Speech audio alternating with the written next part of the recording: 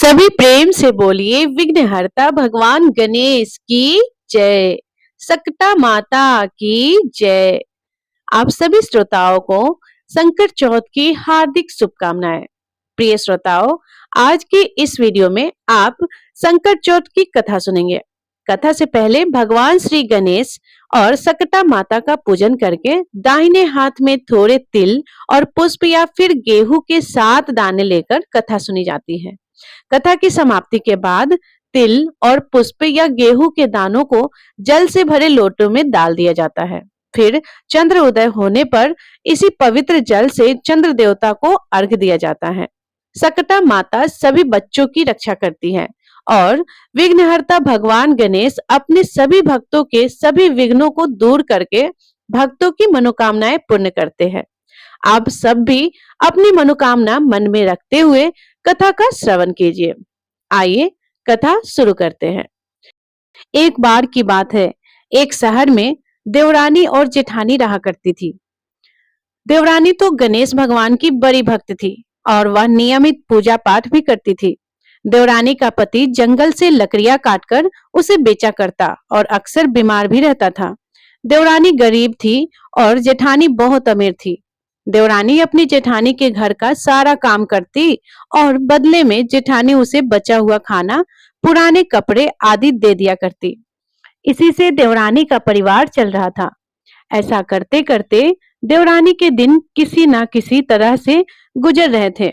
ऐसा ही करते करते अब माघ का महीना आ गया और चतुर्थी तिथि पर देवरानी ने तिल चौथ यानी संकट चौथ का व्रत रखा और पूजा करके तिल चौथ की कथा सुनी। फिर तिल कटा छीके में रख दिया और सोचा कि रात को चंद्रमा निकलने के बाद ही कुछ खाऊंगी। इस तरह से कथा सुनकर वह जेठानी के यहाँ काम करने चली गई। जेठानी के यहाँ पहुंचकर भोजन बनाकर जेठानी के बच्चों को भोजन करने के लिए कहने लगी। तब बच्चे ने बोला कि चाची, माँ ने तो व्रत रखा है और माँ भूखी है। माँ जब भोजन करेगी तभी हम भी करेंगे। तब जेठ जी को भोजन करने के लिए कहा तो जेठ जी बोले, मैं अकेला नहीं खाऊंगा, जब चंद्रमा निकलेगा तभी मैं खाऊंगा। अब देवरानी ने कहा कि मुझे भी घर जाना है, इसलिए मुझे खाना दे दो। तब जेठानी ने उससे कहा कि आज तो अभी तक किसी ने भी भोजन नहीं किया, तो मैं तुम्हें कैसे दे दूं?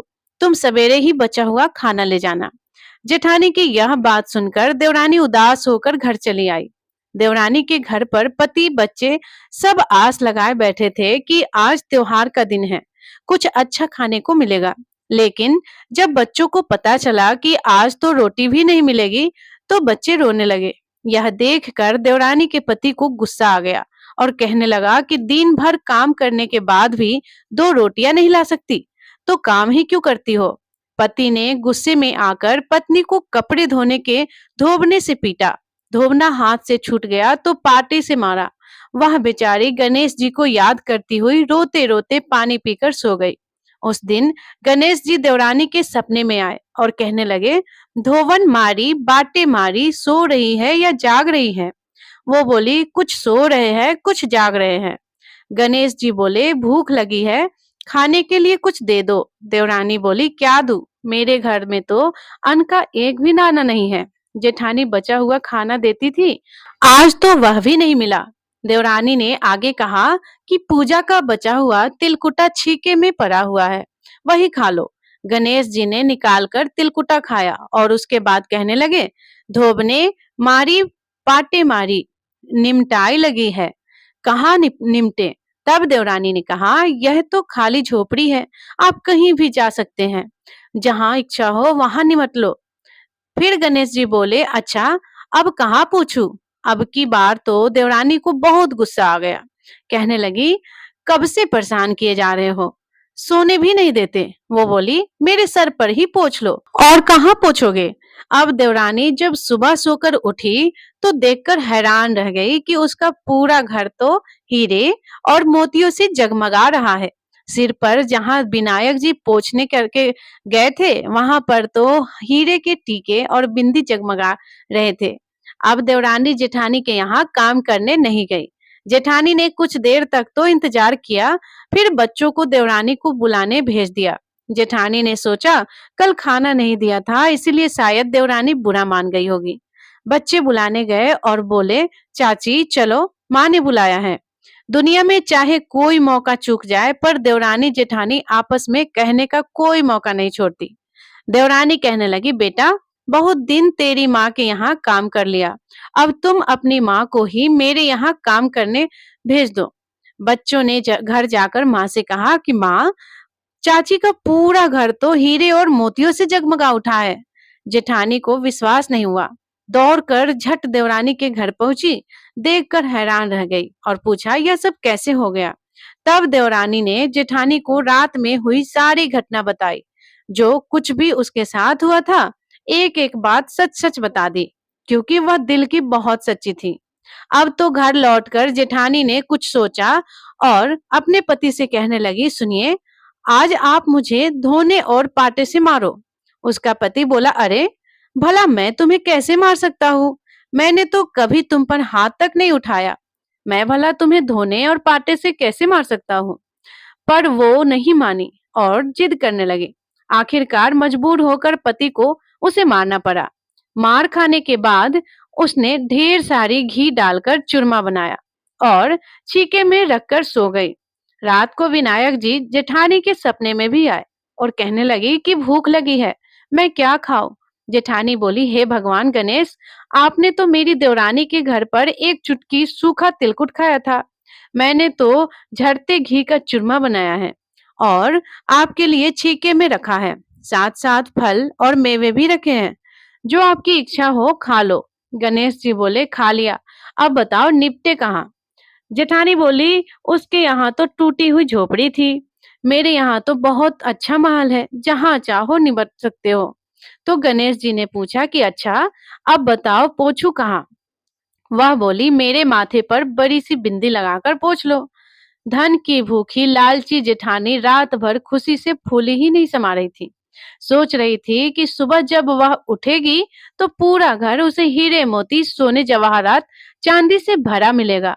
सोचते हुए वह सुबह जल्दी उठ गई, लेकिन ये क्या, उसने देखा तो हैरान रह गई कि उसका पूरा घर गंदगी और बदबू से भरा हुआ था और वहीं उसके सिर पर भी बहुत सी गंदगी लगी हुई थी। यह सब देखकर जेठानी ने अपना माथा पीट लिया और कहने लगी कि हे गणेश जी महाराज, यह आपने क्या किया, मुझसे रूठे और देवरानी पर टूटे। अब जेठानी ने घर साफ करने की बहुत कोशिश की, परंतु गंदगी तो और ज्यादा फैलती गई। जेठानी के पति को मालूम हुआ तो वह भी बहुत गुस्सा हुआ और फिर बोला, तेरे पास तो इतना सब कुछ था, फिर भी तेरा मन नहीं भरा। परेशान होकर जेठानी चौथ के विनायक जी से मदद की विनती करने लगी। बोली, हे गणपति, मुझसे बहुत बड़ी भूल हो गई है, मुझे क्षमा करो। विनायक जी ने कहा, देवरानी से जलन के कारण जो तूने किया है ना, यह उसी का फल तुझे मिला है। अब तू अपने धन में से आधा उसे देगी, तभी यह साफ होगा। गणेश जी के कहने पर उसने आधा धन तो बांट लिया, लेकिन मोहरों की एक हांडी चूल्हे के नीचे गाड़ कर रख दी। उसने सोचा किसी को पता नहीं चलेगा और उसने उस धन को नहीं बांटा। गणेश भगवान तो सब कुछ जानते हैं। जेठानी ने अब गणेश भगवान से कहा कि हे चौथ विनायक जी, अब तो अपना यह बिखराव समेट लो। वे बोले, पहले चूल्हे के नीचे गाड़ी हुई मोहरों की हांडी और ताग में रखी हुई सुई की भी पाती कर, इनका भी बंटवारा कर। इस तरह विनायक जी ने सुई जैसी छोटी चीज का भी बंटवारा करवाया, अपनी माया समेटी और देखते ही देखते जेठानी के घर की गंदगी साफ हो गई।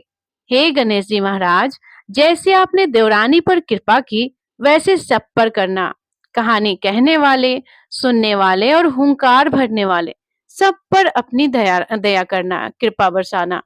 किंतु जेठानी को जैसी सजा दी थी वैसी किसी को मत देना। बोलिए गणेश जी महाराज जी की जय। अब आइए गणेश जी की आरती सुनते हैं।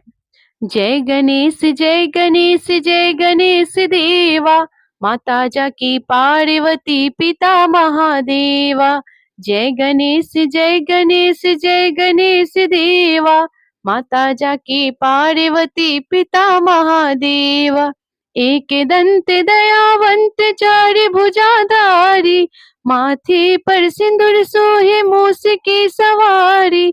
जय गणेश जय गणेश जय गणेश देवा, माता जाके पार्वती पिता महादेवा। पान चढ़े फूल चढ़े और चढ़े मेवा, लड्डुअन को भोग लगे संत करे सेवा।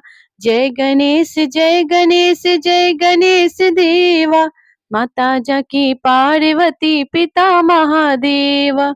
अंधन को आँख देख कोढ़िन को काया, बांझन को पुत्र देते निर्धन को माया। अंधन को आँख देते कोढ़िन को काया, बांझन को पुत्र देते निर्धन को माया। जय गणेश जय गणेश जय गणेश देवा, माता जाकी पार्वती पिता महादेवा। सूर्य श्याम शरण आए सफल कीजे सेवा, माता जाकी पार्वती पिता महादेवा। दीनन की लाज रखो शंभु सतवारी, कामना को पूरा करो जाओ बलिहारी। जय गणेश जय गणेश जय गणेश देवा, माता जाकी पार्वती पिता महादेवा। सभी प्रेम से बोलिए विघ्नहर्ता गणेश जी महाराज जी की जय। तो प्रिय श्रोताओं, ये कथा आपको कैसी लगी? अगर अच्छी लगी हो तो वीडियो को लाइक करके चैनल को सब्सक्राइब जरूर कर लीजिएगा। धन्यवाद। राधे राधे। जय श्री कृष्ण।